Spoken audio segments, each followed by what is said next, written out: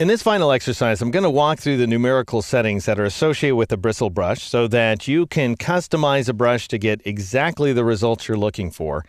And the thing to bear in mind here is you're really controlling the quality of the hair. That is, the hair that makes up that paintbrush. So with that in mind, I've saved my modified document as roundfanbrushstroke.ai. It's found inside the 26 brushstrokes folder. I want you to once again press Control-Shift-A or Command-Shift-A on a Mac to make sure nothing is selected inside of your illustration.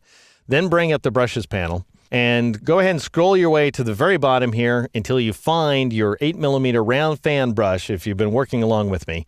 Double-click on it in order to bring up the Bristle Brush Options dialog box, and notice this time you've got a Preview checkbox so that you can preview the effects of your modifications out here in the larger illustration window. And Illustrator will go ahead and update all of the stroked path outlines on the fly. Now we're going to start near the bottom because that's the easiest way to understand things. First of all, paint opacity. That couldn't be easier. I'm going to go ahead and change that value to 100% so that we get some very opaque brush strokes. But here's the thing to bear in mind. What you're really changing is the opacity of many different brush strokes that are being laid down at once, because each one of the hairs on this fanned brush is laying down its own independent path outline potentially. And so those various outlines might be translucent, in which case they're going to blend in with each other, as you see here inside this little brush preview.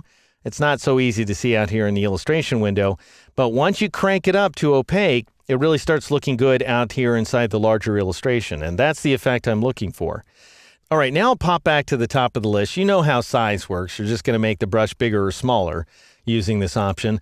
Bristle length, that's the length of the hairs. That is to say, at some point the hairs are actually attached to that stick, that is the brush stroke. And then how long are the hairs? Well, that's what you're controlling with this option. The question, of course, is what difference does it make if you're using short hairs or long hairs? Well, think about when you're actually painting, if you've done much of that. When you paint with a long hair brush, you're going to get big, lopey brush strokes. So you're going to be painting with a lot of brush at the same time, and the brush isn't necessarily super carefully following your movements, so it sort of flops back and forth, almost like a mop. Think of it that way.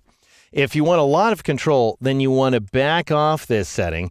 I want a fair amount of control here. I'm going to go ahead and take it down to 50%.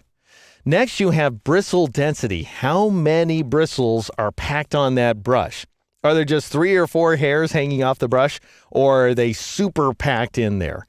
And if you go with a very high density, why then of course you're going to get a much thicker effect, as you see here, and you're going to get less individual hair interaction. If you want sort of spikier brush results so that you see a lot of little brush strokes, then you want to go ahead and decrease the bristle density, and you'll get this kind of effect here.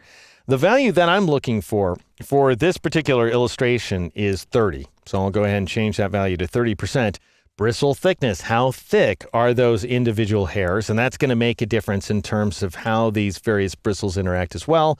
If you want to see a lot of bristle action, then you want to crank down that thickness value so you have these tiny wispy details. And then if you don't want the wispy details, well, then you want to go with some nice coarse hairs. In my case, I'm going to crank that down to 10%. And then finally, stiffness. So think of that brush. You're pressing down on the brush. How much does it give? Is it super flexible? In which case, it's going to smush back and forth. Go back to that mop metaphor and think about a floppy mop. And that's what you're creating with a very flexible, that is a low stiffness value. And so your brush is going to waver back and forth, and your hairs are going to mix in fairly sloppily with each other. That may be a great effect. That may be what you're looking for. If you want some very controlled results, then you want to go with a more rigid brush that has some sort of wax built into it, essentially. I'm going to crank this rigid value all the way up to 100% so that I end up with this effect here. And so we can see the actual tendrils of that brush stroke interacting with each other. This looks absolutely great to me. But remember, that's how those values work. I don't want you to be frightened of them. They're fairly easy to modify. I think over time you'll become familiar with how they work. And as long as you've got the preview checkbox on and you've got something painted there in the illustration window, then you can see your changes on the fly. All right, go ahead and click OK in order to apply that modification. And of course, Illustrator's got to ask us, do you want to apply your changes to the current strokes or leave the strokes alone? And you know what? I'm going to show you a tip. Instead of clicking apply, which you have to do every single time, because that's usually what you want to do, go ahead and press the A key. So you'd press A for apply, you'd press L if you want to for leave, and of course escape for cancel.